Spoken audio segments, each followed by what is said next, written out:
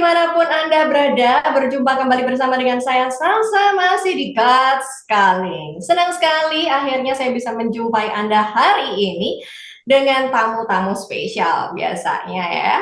God's Calling itu selalu aja menghadirkan tamu-tamu yang spesial, tamu-tamu yang luar biasa dan pastinya menginspirasi. Nah, hari ini saya akan mengundang salah satu tokoh senior. Saya bilang senior karena memang kelahirannya udah 44 tuh ya. Udah deket-deket Indonesia merdeka tuh ya. Dan beliau udah lahir di waktu-waktu itu. Dan uh, meskipun usianya sudah lebih tua daripada kemerdekaan Indonesia, tapi beliau tuh semangatnya masih berapi-api di dalam melayani Tuhan.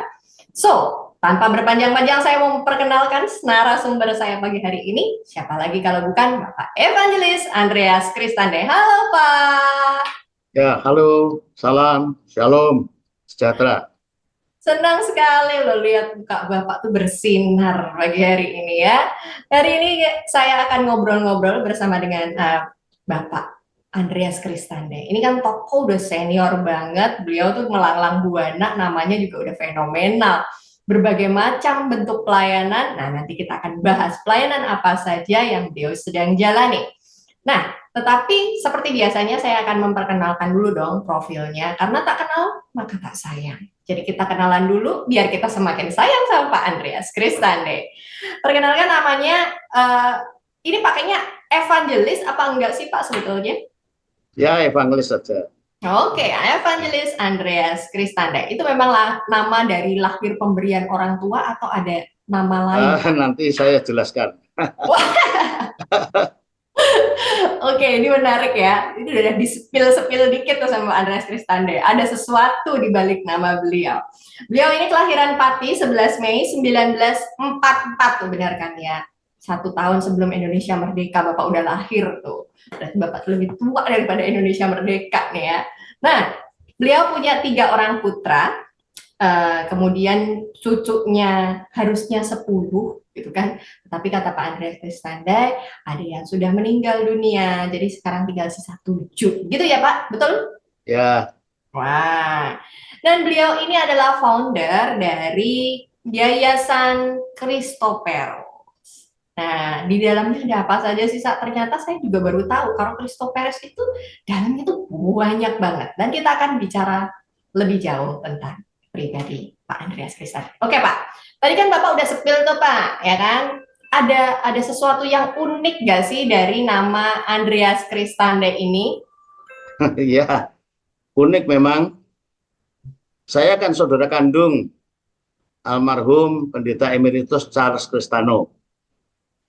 Nah, seringkali orang bertanya-tanya, ini saudara kandung benar atau beda? Karakternya juga lain, cara khotbahnya juga lain, kok namanya juga lain, begitu ya. Nah, padahal saya betul-betul saudara kandung, gitu ya. Nah, memang kami sengaja pakai nama Andreas dan Petrus ya. Nah, karena apa? Itulah murid yang dipanggil Tuhan awal-awal begitu. Tak beradik begitu ya. Nah, mengapa beda nama ya? Nah, pada waktu pemerintah ada peraturan waktu itu harus ganti nama, saya waktu itu sedang bertugas di Sumatera. Ya, di Sumatera, tepatnya di Kota Curug. Lalu ditulisi kartu pos sama Pak Charles ini. Mereka sudah rapat keluarga, wah kita ganti nama apa ya begitu. Lalu Pak Charles menemukan ide Kristano saja, semua ganti Kristano nama farmnya. Lalu tanya apa itu Kristano? Ya depannya itu Kristus, Kristen, Senyatan, bekas Cino gitu. Kristano gitu ya. Nah, Oh, iya. Nah, lalu Pak Charles ini nulis surat ke saya supaya saya juga ikutan sama gitu ya. Tapi pada waktu itu nulis suratnya itu pakai kartu pos. Kartu pos kan terbuka. Kena hujan, luntur. Jadi saya hanya bacanya Kris apa ini ya, Kristan apa ini, luntur kena hujan begitu. Ya sudah saya tambah D aja, Kristan D begitu ya. Nah, mengapa Kristan D? Karena D itu nama kecil saya. Nama kecil hmm. saya gitu. Setelah ketemu di Jawa baru, kok kamu lain sendiri begitu. Ya tidak apa-apa sampai sekarang karena sudah resmi, ya artinya sama ya. Hmm. Jadi itu Kristus, di depan keluarga Tan, lalu D itu nama kecil saya. Tuhan menyertai saya setiap hari, begitulah. Wah, ternyata ada cerita uniknya ya, Ya, gara-gara si itu. kartu pos tadi kelunturan ya Pak ya. Wah, Iya, coba kalau tadi kartu posnya nggak kelunturan, nah jadinya belakangnya Andreas Kristano ya Pak ya. ya, ya, gitu. Oke, wow luar biasa ya, unik. Nah, eh, yang saya tahu bahwa Bapak ini memang terlahir dari keluarga Kristen, Ya, ya kan betul. Pak? Ya, Dari berapa bersaudara Pak? 7 bersaudara. Dari 7 bersaudara dan semua dididik secara Kristen. Iya, Apakah memang dari lahir orang tua Bapak ini saklek, pokoknya anak-anak harus ikut Tuhan Yesus, melayani dari kecil, mencintai Tuhan Yesus dan lain sebagainya gitu nggak sih Pak? Strict seperti itu atau enggak sih Pak? tidak. Ayah saya itu dulu latar belakangnya Konghucu, Hmm. tapi ya artinya hanya tradisi Tionghoa saja, begitu ya. Nah, Hmm. lalu karena ada apa itu gunung meletus, ya, Gunung Lawu atau apa di Lumajang itu, lalu keluarga bertebaran, begitulah. Sehingga singkat ceritanya ayah saya itu sebatang kara bersama mak di Kudus, begitu ya. Lalu eh, ayah saya pada waktu itu kan ada ya pergolakan lah zaman itu ya, mengungsi ke sana kemari dan sebagainya begitu, sampai akhirnya sampai di desa Trogowungu ya, Trogowungu Pati sana itu ya. Nah di sana pun ya sempat dirampok juga begitu ya, berapa kali begitu ya, miskin begitu ya. Nah situasinya seperti itulah zaman Jepang. Tepatnya saya tahun 1944 begitu ya. Jadi mainannya sama Pak Charles, sama Pak Jonathan, kakak kami itu peluru gitu ya. Peluru sisa-sisa perang itu. Sampai kaki saya pernah kena peluru begitu ya. Oke. Nah, ya karena kedua kakak ini main-main peluru, peluru kok itu pantatnya dipukul ya, meledak saya yang kena begitu. Tapi bersyukurnya kena kaki ya. Jadi ya tidak apa-apa. Waktu itu sangat sederhana, ya berdarah, digotong papa saya. Waktu itu belum ada obat merah, adanya obat biru, yaitu spiritus. Oh, Seger itu. Iya, ya itu cerita zaman Jepang begitu ya. Itu seperti itu keadaannya, miskin, habis dirampok juga dan sebagainya, ternak babi juga babinya habis gitu. Nah, jadi papa saya waktu itu belum Kristen, belum. Ya latar belakangnya Konghucu hanya tradisi Tionghoa begitu ya. Tapi papa saya itu ternyata walaupun dia tidak pernah sekolah, belajar membaca pun dia lewat baca komik Tarsan itu. Dia akhirnya bisa membaca gitu ya. Nah, karena banyak gambarnya dia bilang gitu ya. Oh pukul itu tangannya pukul itu tulisannya pukul begitu ya. Oh, jadi dia belajar dari komik begitu Bapak saya. Nah, akhirnya setelah dia bisa membaca, lalu lahir baru, wah dia rajin sekali baca Alkitab, sehingga makin lancar dia bisa membaca begitu ya. Nah, tapi pada waktu papa saya belum Kristen, itu papa saya kan suka ke kelenteng, suka nonton Kutehi, ya, wayang Kutehi dan sebagainya. Jadi tahu cerita-cerita Tionghoa itu. Ya, misalnya yang paling menarik adalah Sun Gokong, Kojedian, Tipatke itu ya. ya, Nah, ya, itu. ya. Nah, lalu papa saya ada dua hal yang membuat papa saya itu berpikir, papa saya itu termasuk seniman. Dia bisa bikin patung-patung sebagainya. Nah, pada waktu dia masuk wihara-wihara sebagainya, ada banyak patung dewa-dewi begitu, jumlahnya banyak. Ayah saya berpikir logis saja. Wong saya aja bisa bikin patungnya, mengapa harus menyembah patung? Nah, Hmm. itu logikanya begitu, ya. Nah, lalu papa saya juga berpikir yang lain lagi. Kok dewa-dewi ini banyak ya? Ada dewa langit, bumi, air dan sebagainya begitu. Ini yang paling hebat yang mana begitu ya? Coba kalau dewa ini saya adu sama dewa ini, siapa yang paling menang begitu? Harus ada yang paling hebat di surga dan di bumi, di langit dan di bumi. Tapi ayah saya tidak bisa jawab, hanya berpikir gitu aja. Siapa ini ya yang dewa yang paling hebat di surga dan di bumi begitu? Ya sampai di situ dia berhenti ya. Satu, dia pakai logika karena dia seniman bisa bikin patung. Kedua, kok banyak ini pasti ada yang paling hebat ya, bukan di langit atau di bumi gitu, tapi yang di langit dan di bumi yang paling hebat. Nah, kemudian waktu dia juga nonton serial atau membaca ya, waktu itu belum ada televisi ya, Sun Gokong tadi, ini kok guru ini menempuh perjalanan ke mana ya, timur atau ke barat saya lupa. Tugasnya mencari buku, 2 buku ya, dikawal dengan Tipatke, Kocedian dan sebagainya itu. Tujuannya adalah untuk mencari keselamatan kalau bisa menemukan 2 buku itu. Tapi ceritanya itu kan panjang ya, ceritanya panjang, enggak selesai karena digoda terus ada banyak pencobaan godaan itu yang menarik di situ. Nah, pada waktu ada serial televisi, wah itu berapa seri bisa untuk iklan itu ya. Jadi memang ceritanya itu nggak jelas gitu ujungnya itu. Ini perjalanan mencari 2 kitab untuk keselamatan. Jadi papa saya itu walaupun tidak terpelajar, tidak formal belajar, tetapi pemikir. Jadi dia memikirkan seperti itu. Sampai satu ketika Jonsung, penginjil Jonsung, itu pelayanannya sampai ke Pati, sampai ke Kudus, lalu dia melatih tim penginjilan sampai ke desa-desa. Nah, terkenal itu Jonsung. Nah, lalu timnya Jonsung inilah yang menginjili sampai papa saya. Nah, pada waktu mereka menginjili itu, sampailah kepada Matius 28. Dikatakan bahwa Yesus ini diberi kuasa di surga dan di bumi. Nah ini yang saya cari begitu. Tahu ya? Jadi akhirnya ketemu begitu. Nah ini yang saya cari. Siapa ini yang paling berkuasa di surga dan di bumi, di langit dan di bumi begitu. Oh, namanya Yesus begitu ya. Nah, kemudian ada 2 Alkitab yang berdatang keselamatan. Itulah PL dan PB, Perjanjian Lama dan Perjanjian Baru. Nah, dari cerita inilah akhirnya papa saya bertobat. Padahal papa saya tadinya ya apa itu agak brutal juga begitu ya, karena dia tahu sedikit-sedikit kungfu, main tongkat itu dan sebagainya, kayak jujitsu itu. Lalu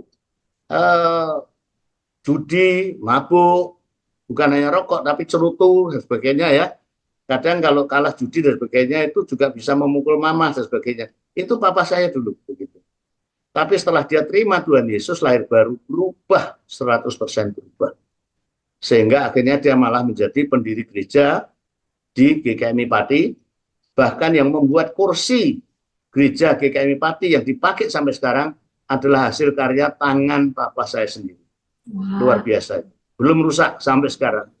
Maka saya simpan 1 di rumah saya ini, ya, kenang-kenangan. Wow. Nah, jadi kisah nyata dari pertobatan papa saya inilah yang akhirnya mendisiplin anak-anaknya karena dia begitu yakin ini benar, ini yang saya cari selama ini, begitu ya. Sehingga anaknya dilatih untuk saat teduh, baca Alkitab itu harus urut dari Kejadian sampai Wahyu setiap tahun, ya.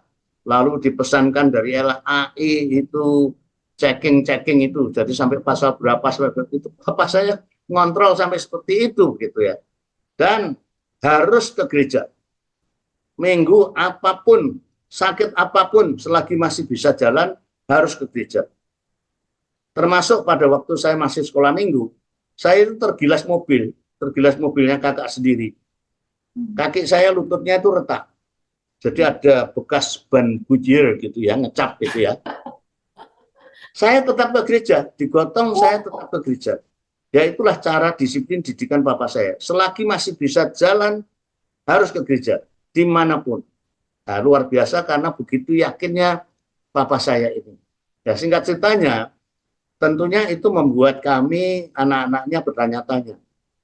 Tidak mungkin gereja, Injil, Alkitab itu kalau tidak istimewa, sampai papa saya seperti itu. Itulah yang akhirnya Pak Salas dan sama dalam pencarian. Nah, itu latar belakangnya. Wow. Ceritanya ini kaki udah luka berulang-ulang kali ya Pak ya. Udah kena peluru, udah kegiles mobil. Ya. Masih ada bekasnya itu. Masih ada bekasnya. Dan itu pengingat ya Pak ya, Iya, pengingat Bapak iya, iya, luar biasa di masa-masa lalu itu. Jadi dalam proses didikan yang seketat itu, menurut saya itu ketat tuh Pak, maksudnya sampai beliau siapkan checklist iya, dan iya, lain iya, sebagainya, betul. disiplin yang seperti itu, eh, ini cukup ketat gitu. Nah, apakah di masa-masa itu sebetulnya Bapak langsung udah terima, ya, aku akan menerima Yesus sebagai Tuhan dan Juru Selamatku yang satu-satunya? Atau Bapak punya sebuah momen di mana Bapak menemukan Kristus yang sesungguhnya, menjumpai Kristus yang sesungguhnya secara pribadi? Iya, betul, betul. Jadi lewat proses. Jadi sebagaimana papa saya kritis, ya kami pun juga kritis, skeptis gitu ya. Nah, akhirnya senjata makan tuan. Artinya Pak Charles sama saya juga tidak mau asal terima pandangan doktrin dari papa. Kami karena dilatih disiplin seperti itu, kritis dan sebagainya, kami juga harus mencari sendiri begitu. Ya, cuma karena waktu itu kami masih anak-anak, ya ikut aja dulu lah, gitu. Sehingga kadang-kadang ke gereja itu ya rutin. Lagu yang paling saya senangi adalah Kepada Allah Dipuji. Tahu ya? Hafal ya Pak ya. Ya, karena apa? Itu tanda kebaktian segera selesai, saya bebas. Nah, jadi eh, seperti itu. Nah, ini paling penting ini. Ini istilahnya turning point ya. Jadi titik balik yang membuat kami berdua sampai jadi hamba Tuhan itu di sini. Jadi kami skeptis. Papa saya itu pemberani dan dia mendidik anaknya tidak gampang percaya orang, tidak gampang percaya tahayul, tidak gampang percaya dukun-dukunan, setan-setanan itu. Juga didisiplin tidak boleh belajar ilmu bela diri, tidak boleh. Karena nanti makin sombong-sombongan, nanti banyak musuh. Ya. Padahal papa saya sendiri kalau belajar kungfunya itu, toyahnya itu, kami anak-anak yang suruh melempari dia pakai batu bata itu. Gitu ya. Jadi dia sendiri punya ilmu itu, tapi anak-anaknya tidak boleh. Gitu ya. Katanya ya itu tadi karena sudah lahir baru, dia belajar dari ajaran Yesus, kasihlah musuhmu. Jadi jangan belajar ilmu bela diri. Juga kami tidak boleh merokok, juga tidak boleh judi, ya. Sehingga main catur, main kartu 41 itu aja loh, tidak boleh. Juga main umbul, tahu umbul ya? Itu dianggap judi itu, gambling. Nah, itu. Oh, Nah, sampai segitunya ya Pak? ya sampai seperti itu. Sehingga kalau kami main ini itu yang kami yakin kami tidak pakai uang kok, kami tidak bertaruh. Kami sampai sembunyi-sembunyi itu. Nah, jadi seperti itu. Nah, tentunya setelah kami makin dewasa, usia SMP ke atas, mulai berpikir dong. Apalagi waktu itu kami sekolah di Kanisius ya, sekolah Katolik ya. Nah, itu ada ajaran agak mirip-mirip lagi gitu ya. Nah, kemudian saya kan juga senang band. Sejak dulu saya mimpin band, ada 2 band, putri sama putra begitu. Dan saya bergaul dengan orang-orang Muslim dan agama lain begitu ya. Nah, tentunya kami sempat diskusi dan sebagainya begitu. Sehingga membuat saya berpikir, apakah saya harus Kristen karena papa saya Kristen? Saya jawab tidak. Kalau perlu saya malah bikin agama sendiri. Wah, sombong gitu ya. Saya sombong waktu itu gitu. Apakah saya harus Kristen karena papa saya Kristen? Tidak, saya jawab gitu. Kalau perlu bikin agama sendiri, kalau tidak puas begitu ya. Sampai sejauh itu. Sehingga akhirnya kami mempelajari sendiri. Nah, lalu yang membuat Pak Charles sama saya bertobat itu begini. Bagaimanapun juga ya, apa ini namanya, setinggi apa tupai meloncat, akhirnya jatuh juga ya, gitu ya. Deadlock begitu ya. Nah, jadi pada waktu sampai kami berpikir kalau mati, sekarang saya kemana ya? Nah, Oke. jadi itu sangat sederhana.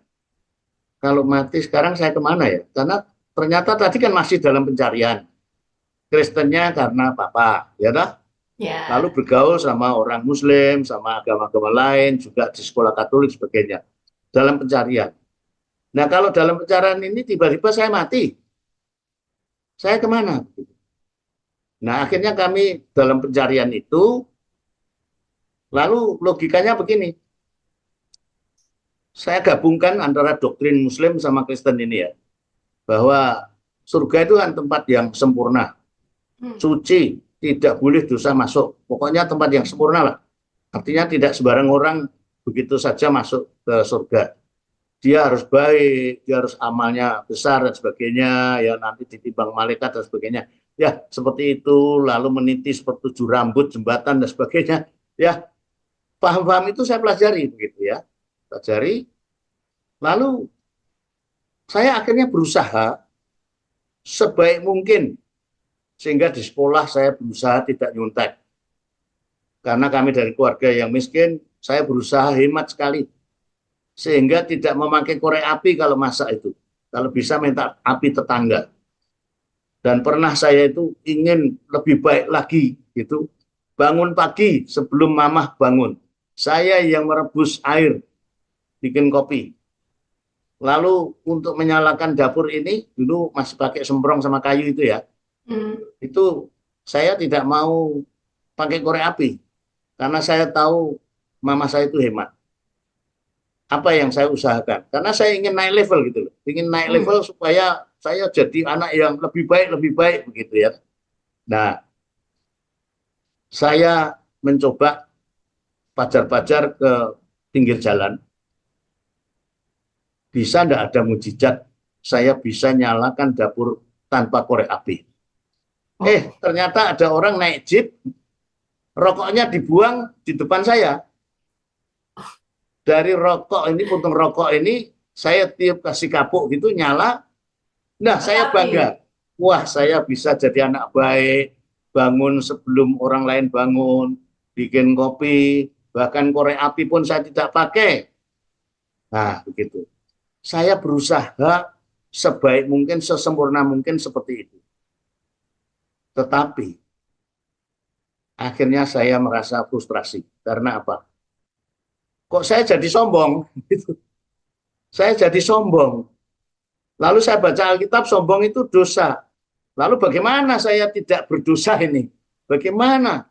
Ya, sombong itu dosa. Ya, nyontek dosa. Emosi, jadi waktu itu naik sepeda, pulang sekolah, pintunya sempit, serempetan sama yang lain berkelahi begitu. Emosi. Nah, disinilah saya menyadari, wah, tidak mungkin saya masuk surga. Tidak mungkin saya masuk ke surga kalau surga itu harus sempurna dan saya harus sempurna. Tidak mungkin. Saya sudah berusaha macam-macam. Maaf loh ya, saya ini rahasia pribadi tapi saya buka sekarang. Saya itu sampai sumpah darah. Saya lukai ibu jari saya, berjanji ingin menjadi anak yang baik. Gitu. Tapi selalu gagal. Maka saya tidak heran pada waktu Martin Luther mengapa sampai muncul reformasi. Ya. Karena dia waktu meniti 100 tangga Peter itu, Saint Peter itu, pergumulannya sama. Wah, masa saya ke surga hanya lewat ini, meniti 100 tangga. Kalau tidak kuat bagaimana? Dan sebagainya. Jadi pergumulannya mirip seperti itu ya. Cuma saya dalam skop yang lebih kecil lah.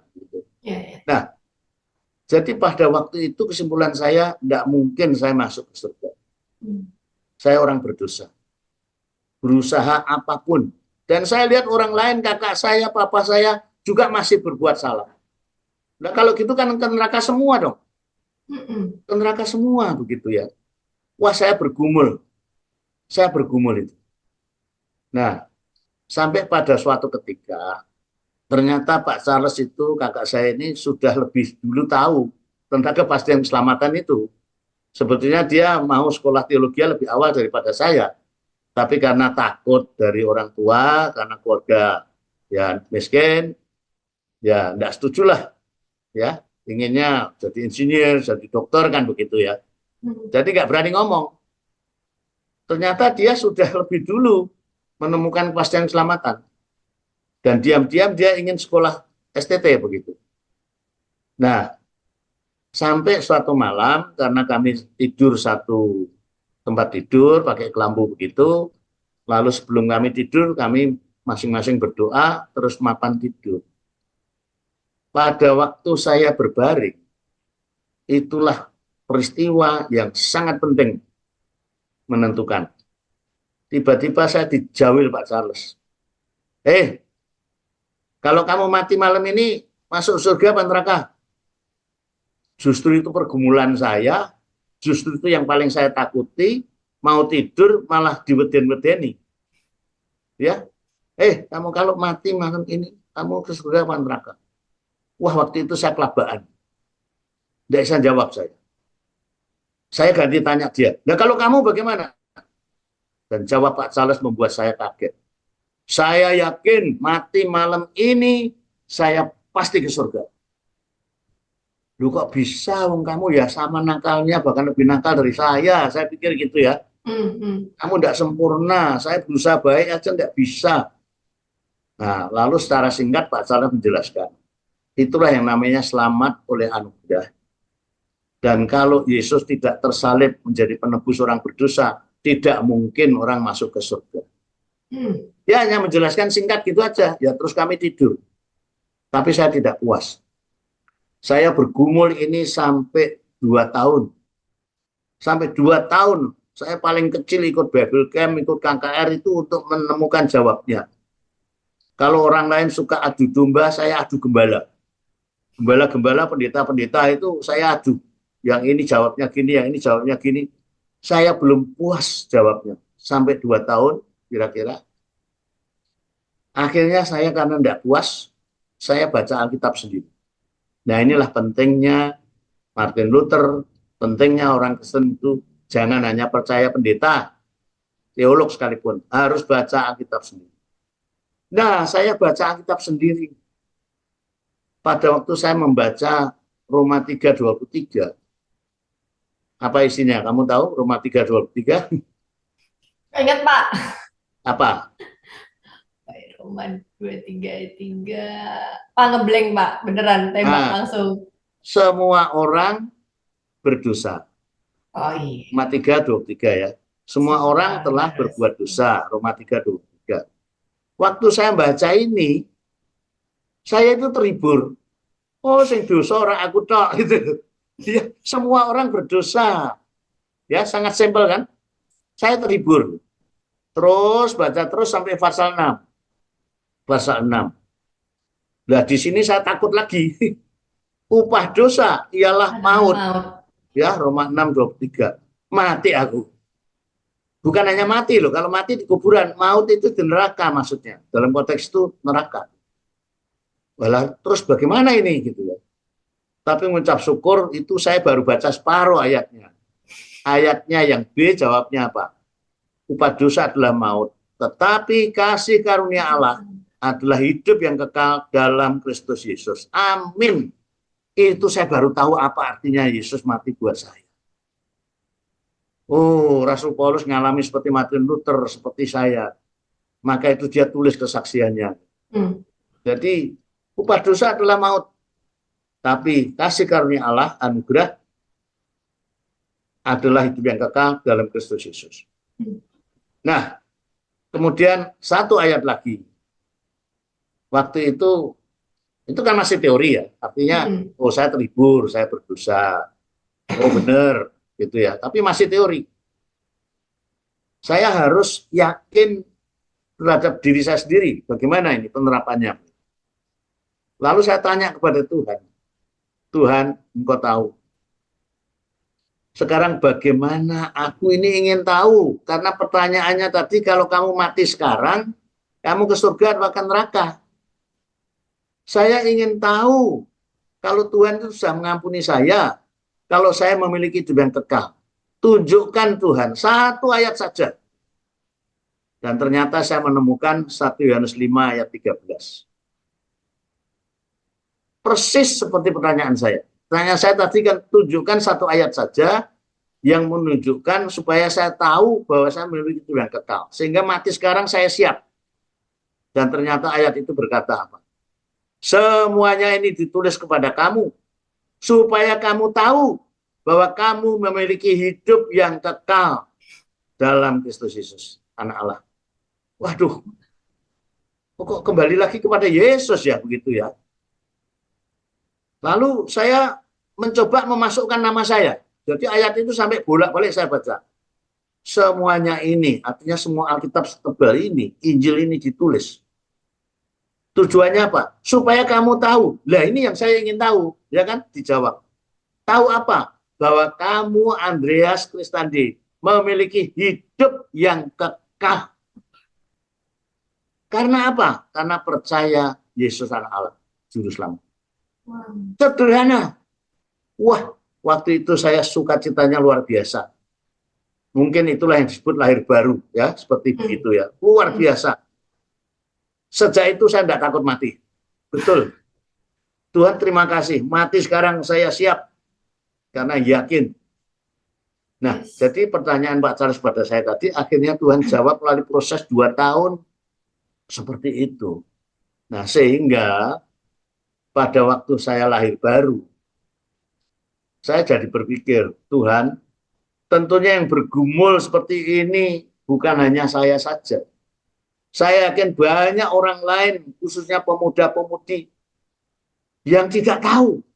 Bahkan orang Kristen pun tidak tahu. Karena itu Tuhan, pakailah hamba-Mu. Aku mau sekolah Alkitab. Supaya aku bisa Engkau pakai menjelaskan lebih jelas, lebih dalam mengenal Yesus, dan lebih luas memperkenalkan Yesus. Itu sebabnya saya sekolah Alkitab. Dan sejak itu komitmen saya tidak mau jadi pendeta. Saya mau jadi penginjil aja. Bahkan tanpa gelar, tanpa jabatan, no problem. Pokoknya saya mau menghabiskan umur hidup saya jadi penginjil. Karena ini akhirnya yang paling penting, dunia dan kekekalan. Saya tidak mau ngomong akhirat. Karena akhirat itu berakhir. Kristen dalam keabadian. Seperti firman Tuhan tadi, Papa saya bertobat karena apa? Yesus yang berkuasa di surga dan di bumi. Luar biasa. Lah saya sudah menemukan itu. Masakan saya egois. Sehingga sampai sekarang, saya itu tidak mau jadi pendeta. Punya alasan yang lain memang. Punya alasan yang lain. Mengapa evangelis? Sebetulnya saya ditabiskan itu di GKMI Kudus. Waktu itu ya jabatannya hanya guru Injil lah. Ya, sebelum pendeta itu tabiskan sebagai guru Injil ya. Tapi kalau tugas keluar tidak mengembalakan, itu orang menyebut saya evangelis. Gitu loh ceritanya. Karena menginjil KKR sebagainya, tapi tidak mendirikan gereja, tidak menggembalakan. Jadi ada alasan lain mengapa saya tidak jadi pendeta sampai sekarang saya tidak mau.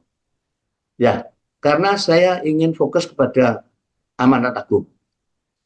Amanat agung. Yang kedua, kalau saya pakai toga, pakai gelar, nanti saya menjadi the untouchable man. Orang jadi takut bertemu saya. Angker, semuci, itu sebabnya saya tidak mau. Sampai sekarang saya itu tidak senang toga. Sumuk, ya, gitu ya. Di samping membuat orang takut begitu. Saya ingin jadi manusia biasalah, tapi yang sudah diselamatkan dan tahu jalan keselamatan. Itu aja sangat simpel. Maka kalau orang bertanya mengapa evangelis, lalu sampai dibicarakan di sidang sinode, mau dijadikan PDM, saya tidak mau. PDM itu kan pendeta muda. Karena itu jenjang. Jadi orientasi, lalu PDM, setelah 2 tahun lulus, ditampilkan jadi pendeta penuh. Lah saya memang tidak mau jadi pendeta kok. Kalau kamu ubah jadi PDM, nanti saya nggak lulus-lulus. Ada kasus apa ini? Nah, jadi maka itu saya lebih baik tanpa gelar tidak apa-apa. Gitu. Nah, jadi itu latar belakang mengapa saya disebut evangelis, ya. Dan mengapa saya jadi hamba Tuhan, itulah tadi. Turning point-nya adalah kepastian keselamatan. Tidak ada dan tidak bisa kata peroleh kecuali oleh anugerah Allah melalui penebusan dan pengorbanan Yesus Kristus Tuhan Juru Selamat.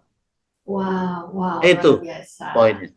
Jadi dari sini kita belajar ya, walaupun Pak Andreas ini udah dididik straight itu, beliau aja masih butuh proses yang cukup panjang untuk melakukan pengenalan pribadi dan perjumpaan pribadi dengan Tuhan.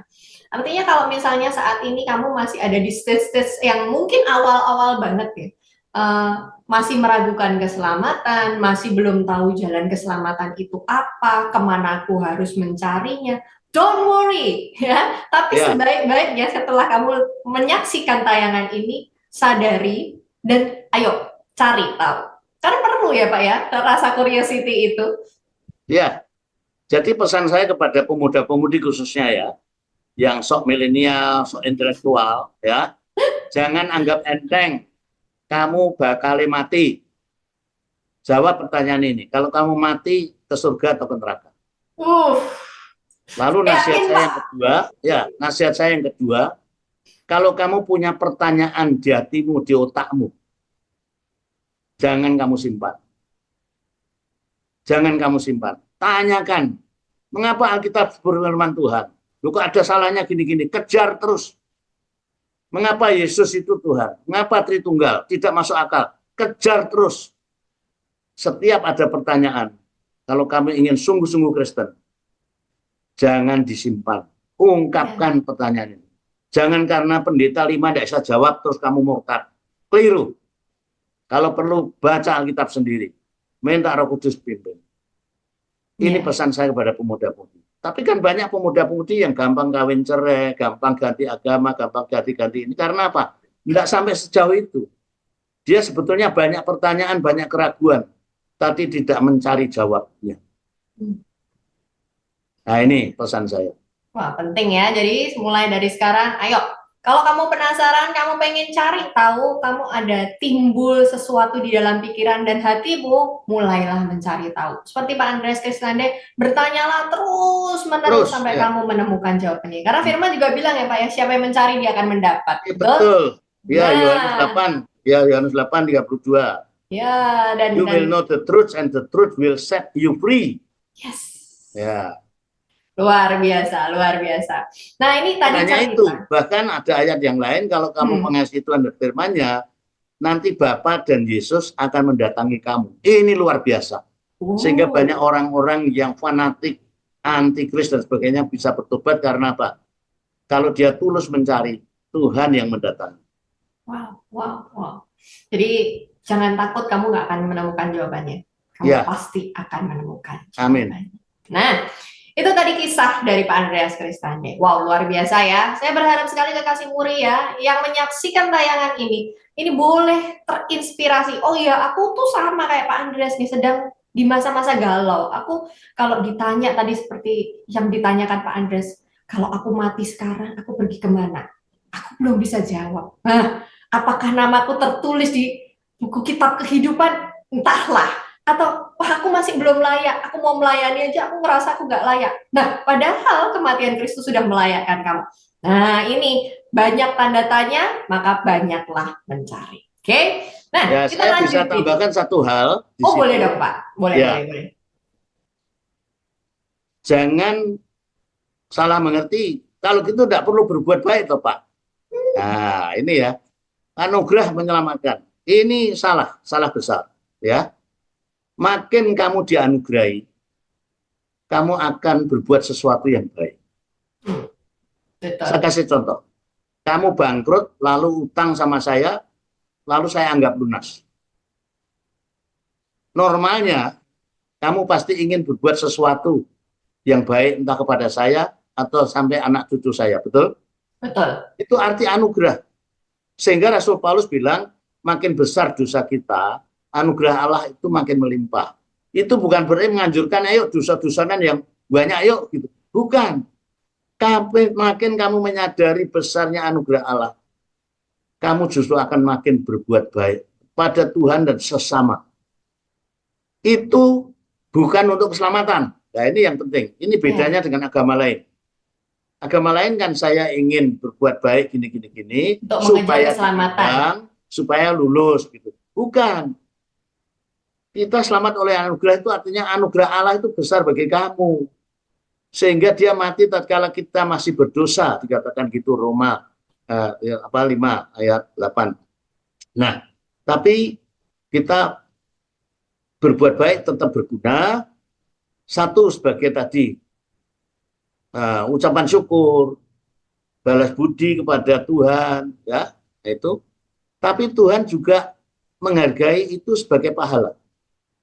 Nah, jadi perbuatan baik kita bukan untuk keselamatan, tapi untuk pahala. Di neraka juga ada beda hukuman, di surga juga ada beda pahala. Begitu. Nah, itu nanti ditentukan oleh perbuatan baik kita ini. Begitulah, atau jahat begitu ya.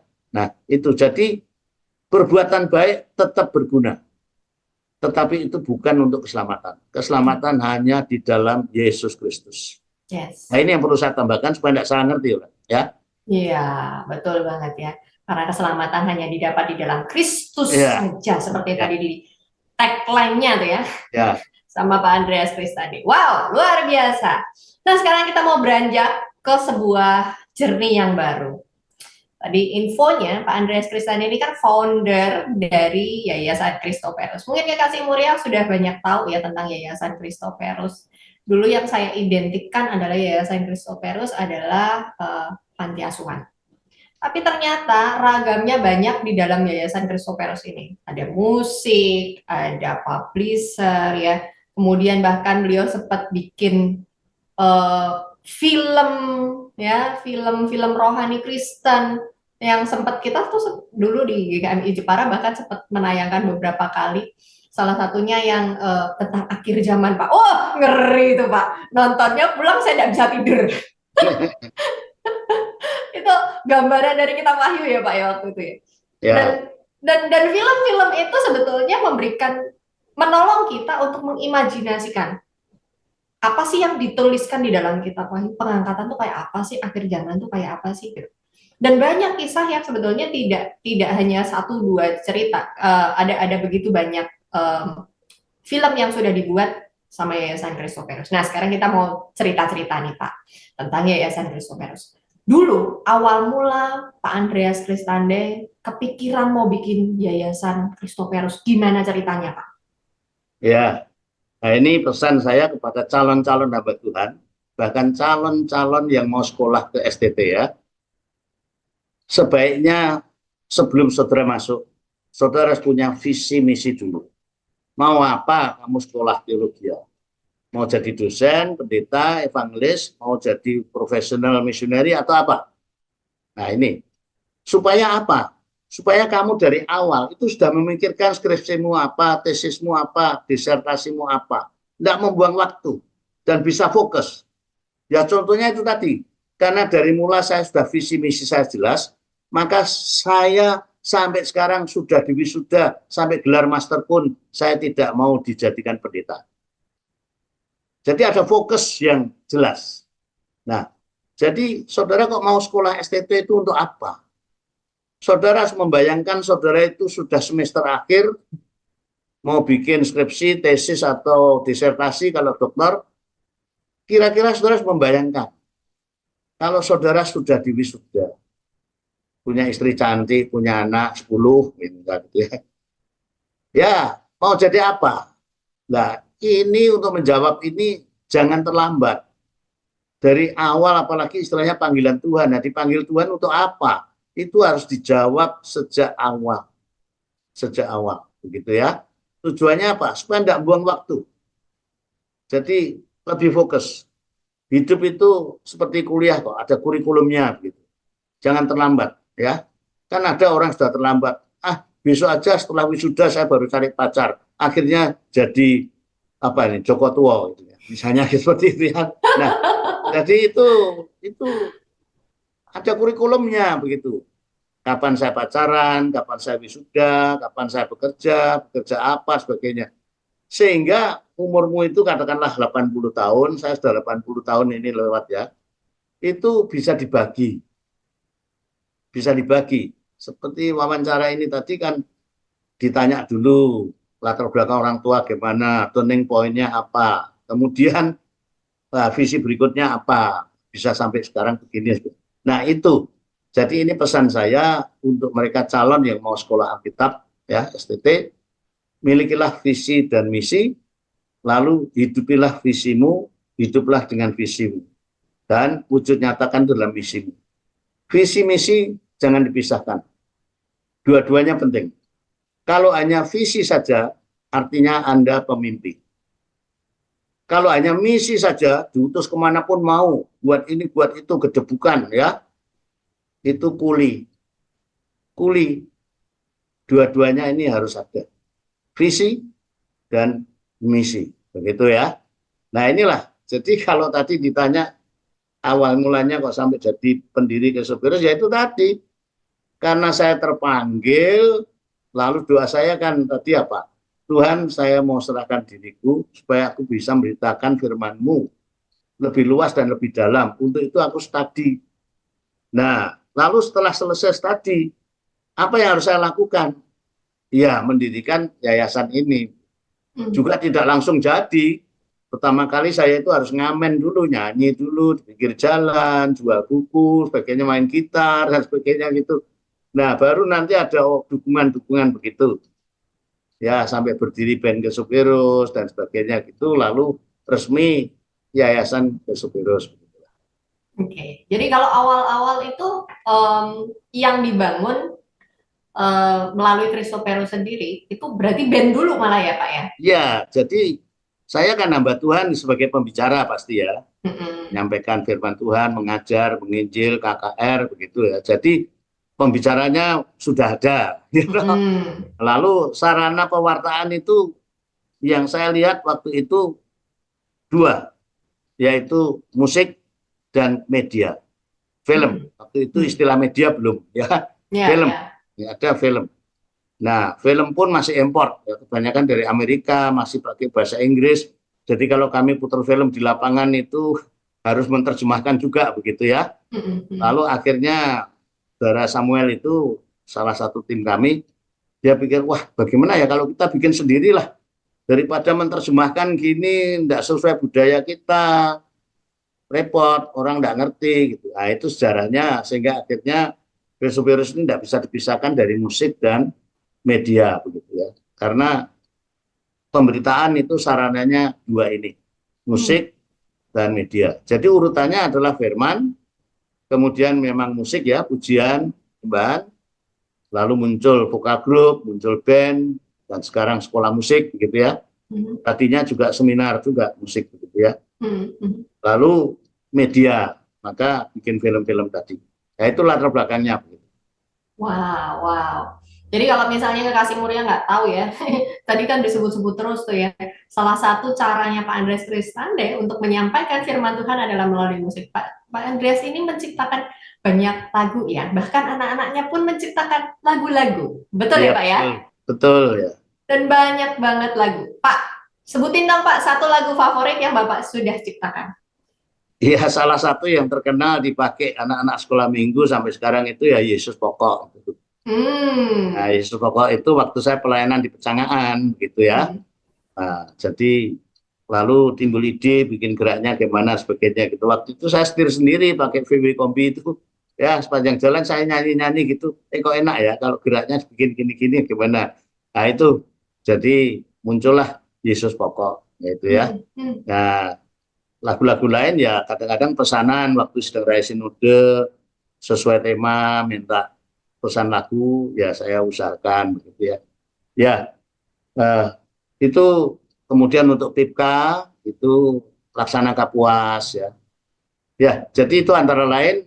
Nah Laksana Kapuas itu malah saya ciptakan waktu bersama Pak Yaya Krismanto dari perjalanan naik perahu dari Jeremuk ya ke Putus Ibo gitu naik perahu berhari-hari naik perahu, wah damai tenang menyusuri sungai-sungai begitu sebagainya ya. Begini kok manusia itu kok bermusuhan, kok sukanya perang dan sebagainya begitu ya. Nah lalu akhirnya di atas perahu itu tercipta lagu Laksana Kapuas. Jadi seperti Wow. itu ya. Wow, luar biasa ya. Jadi udah ciptain banyak buku, ciptain banyak lagu, ada banyak film juga. Nah, saya tertarik nih Pak sama pelayanan panti asuhan. Sekarang ada berapa banyak sih Pak anak-anak di panti asuhan itu Pak? Sekarang sih sekitar 20-an, tapi tadinya sampai 40 dan targetnya 50 ya. Nah, tetapi mengapa kok sekarang tinggal 20-an? Ya, karena otomatis kalau setelah mereka besar kan wisuda. Ya, setelah wisuda, ada yang pacaran, menikah, dapat pekerjaan, ya keluar. Sehingga sekarang kami ngumpulin lagi yang baru gitu. Oke, oke. Jadi datang dan pergi. Kalau jumlahnya ya sudah ratusan. Oke, oke. Ya, Dan tapi kan datang sebetulnya dan pergi. anak-anak itu dari mana sih Pak asalnya? Ada yang dari Papua, ada yang dapat dari penjara, ada yang dapat dari rumah sakit, ada yang dari suami istri broken home, ada yang karena harus kerja di luar pulau orang tuanya, anaknya siapa yang ngasuh sebagainya. Ya, macam-macam lah terbelakangnya. Hmm. Dulu kepikirannya Bapak, oke deh kita mau membuat panti asuhan. Kepikirannya itu gara-gara apa Pak? Ada sesuatu kejadian Iya, kah? pasti ada ya, pasti ada. Begini loh, resikonya jadi pengkhotbah itu kan seringkali orang ngomong tok gitu ya. Kasih-kasih ngomong tok gitu ya. Hmm. Nah, saya tidak ingin omong-omong aja gitu. Wah. Nah, gitu ya. Jadi harus ada actionnya apa gitu ya, holistik.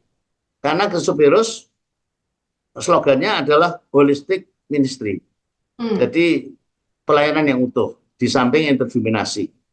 Ini kami tulis di logonya itu, holistic and interdimensi. Nah, jadi apa yang bisa kami lakukan begitu ya? Nah, jadi pada waktu itu pas ada kerjasama dengan Sisterhood Resource Tracker, suster-suster dari Jerman itu. Nah, itu juga kenalnya lewat apa? Musik. Jadi rupa-rupanya ada dokter, ada perawat gitu melihat kami senang musik, mereka ternyata juga senang musik begitu ya. Yang main flute, main gitar, main ukulele, keyboard gitu ya. Lalu mereka bergabung begitu. Bergabung ya. Nah, namanya sisterhood ini kalau ya Indonesianya susteran lah begitu ya. Seperti Katolik begitu. Cuma ini Kristen Injili ya.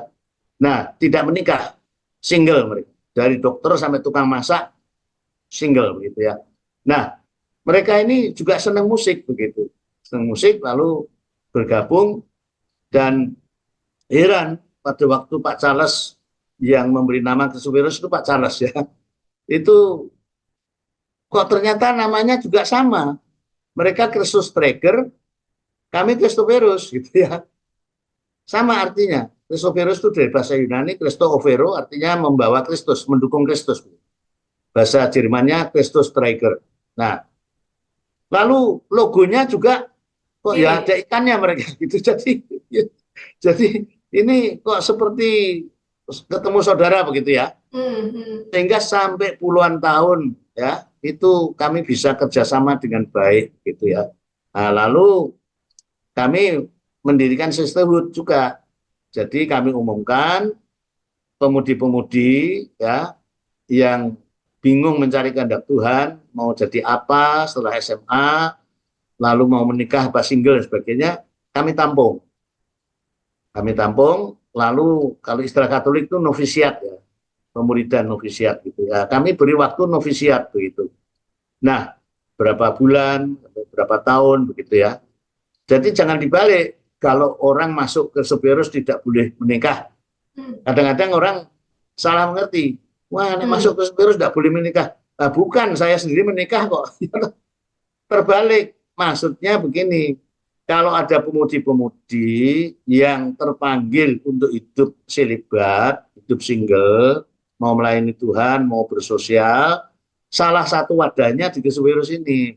Nah, itu sebabnya ada novisiat ya, ada pemuridan, sehingga kalau ternyata setelah sekian Dalam bulan, sekian proses tahun itu itu ya. bimbang, mau menikah, ya silakan keluar.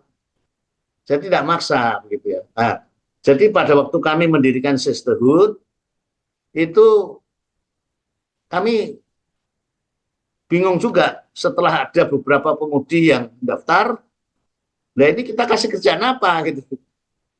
Lalu pengujinya mereka ini masa nganggur gitu ya. Nah, sedangkan tidak semuanya berbakat khotbah. Oke. Nah, kalau sosial apa mengujinya gitu. Nah, akhirnya kami mendirikan panti asuhan. Jadi panti asuhan ini kami sebut diakonia karena diakonia lebih luas ya.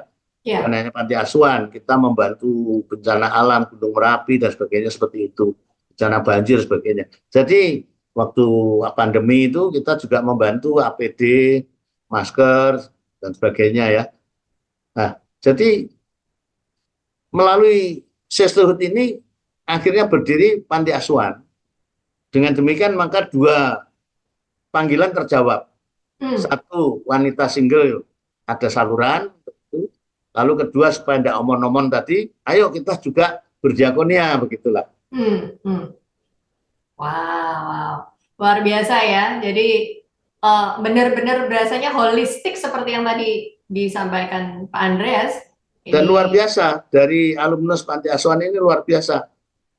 Banyak yang kami tabur, kami tuai. Mereka ada yang jadi hamba Tuhan, ada yang jadi psikolog, ada yang guru, jadi pegawai negeri, ada yang kecantol dosennya, gitu kayaknya. Ya, lalu ada yang jadi misioneri juga loh. Oh ada ya? yang jadi misioneri ke Kamboja, jadi misioneri ke Australia. Itu lulusan dari panti asuhan Christophorus. Tanpa saya menganjurkan loh. Tanpa saya menganjurkan loh. Kamu harus jadi misioneri, kamu hubungi ini, kamu ke sana kemari. Tidak. Mereka itu cari sponsor sendiri, entah kerjasama, bagaimana sendiri. Saya yang malah kaget, tiba-tiba kok dia sampai di Kamboja gitu, ya. Ternyata di sana melayani panti asuhan juga, begitu ya. Lalu tiba-tiba yang satu ini kok sampai Australia, melayani single parent, anak-anak single parent sebagainya. Saya itu lihat karya Tuhan luar biasa, begitu ya. Dan banyak cerita yang lain. Ada juga yang diadopsi ya, karena yang lahir dari penjara tadi. Jadi ada yang kasus yang seorang ibu di penjara wanita karena terlibat pembunuhan. Ya, ini salah satu contoh saja. Sehingga dia di penjara. Tapi entah bagaimana ceritanya, di penjara kok bisa hamil. Gitu ya. Nah, lalu akhirnya kan bingung ini penjara ini. Yang ditelepon Christophorus. Gitu. Ini bagaimana ini? Ini kan dihukum. Sekarang ada kasus hamil di dalam penjara. Nah, lalu akhirnya diizinkan keluar untuk bersalin, lalu masuk penjara lagi. Nah, terus anaknya ini siapa yang ngangkoni dan yang merawat gitu ya. Nah, akhirnya minta tolong Christophorus, lalu kami carikan adopter begitu. Dan luar biasa. Anak ini sekarang menjadi apa? Ahli teater. Jadi dia mendirikan program ketoprak dan membuat acara-acara televisi. Luar biasa. Luar biasa. Oke, jadi ke depan apa yang ingin Bapak kerjakan lagi? Ke depan ya, inilah yang saya prihatin. Saya kan sudah pensiun secara organisasi ya, dan sudah umur 80 tahun. Nah, pengurus saya, para sponsor saya tentunya juga sudah sama-sama tuanya, ya kan? Bahkan sebagian besar sudah meninggal. Bahkan kalau saya hitung ya, sebagai korban pandemi, itu rekan-rekan saya hamba Tuhan yang di bawah saya umurnya itu puluhan yang meninggal. Nah, maka sekarang saya mau tantang dalam kesempatan ini. Ya, pendengar radio Jepara, Muria Jepara, dan siapapun yang melihat video ini, kalau Tuhan bisa panggil Pak Charles, Tuhan bisa panggil saya, Tuhan bisa panggil orang bahkan menyerahkan hotelnya, lalu muncul lembaga-lembaga ya seperti Campbell Crusade, seperti Gideon Bible dan sebagainya itu, seperti Christophorus. Apa saudara tidak pernah memikirkan bahwa Tuhan bisa memanggil Anda? Siapkah Anda? Seperti Yesaya. Siapa yang siap aku utus? Dan Yesaya memberi respon, ini aku, utuslah aku Tuhan. Ya, Yesaya 6 ayat 8. Satu hal yang indah. Dan melayani Tuhan itu pekerjaan yang genting, penting, dan mulia. Penting, mengapa penting? Karena ini menyangkut hidup mati, bahkan surga neraka. Apakah itu tidak penting? Lebih penting daripada kesehatan, lebih penting daripada kesaktian, keselamatan kekal. Yang kedua, mengapa genting? Karena sewaktu-waktu Anda akan mati. Sewaktu-waktu Anda akan mati.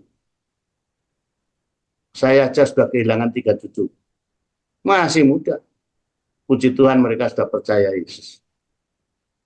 Bagaimana dengan Anda? Dan pesan saya yang berikut, kepada siapa saya titipkan Yayasan Kristus yang sudah kami rintis, kami dirikan dengan susah payah 52 tahun lebih.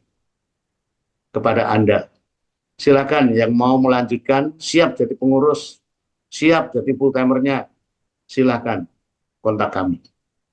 Demikian, Tuhan memberkati juga Radio Muria Jepara. Wow, thank you so Ya. much, Pak.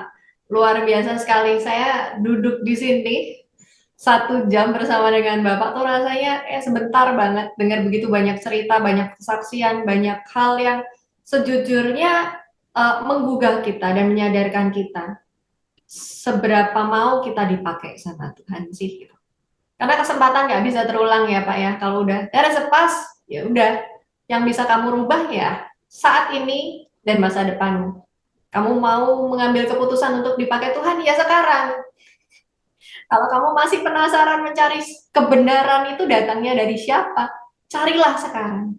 Amin. Sampai kamu menemukannya. Karena barang siapa mencari, dia akan menemukan. Amin. Dan luar biasa, kita percaya bahwa Tuhan turut bekerja di setiap kehidupan kekasih muria sekalian. Dan terima kasih ya Pak Andreas untuk kisah dan cerita yang disampaikan hari ini, sungguh-sungguh menginspirasi. Saya pun merasa terberkati dengan cerita Bapak hari ini. Saya berharap sekali kekasih muria bisa menangkap nilai baik dari apa yang kami perbincangkan sepanjang waktu tadi. Semoga sungguh-sungguh menginspirasi dan menguatkan kekasih muria dimanapun Anda berada. Terus dukung God's Calling di setiap minggunya, ikutin terus, pasti akan ada cerita-cerita yang menarik di setiap minggunya. Tuhan Yesus memberkati, bye-bye. Bye-bye, terima kasih untuk kesempatan ini, Tuhan memberkati. Sampai jumpa di lain kesempatan.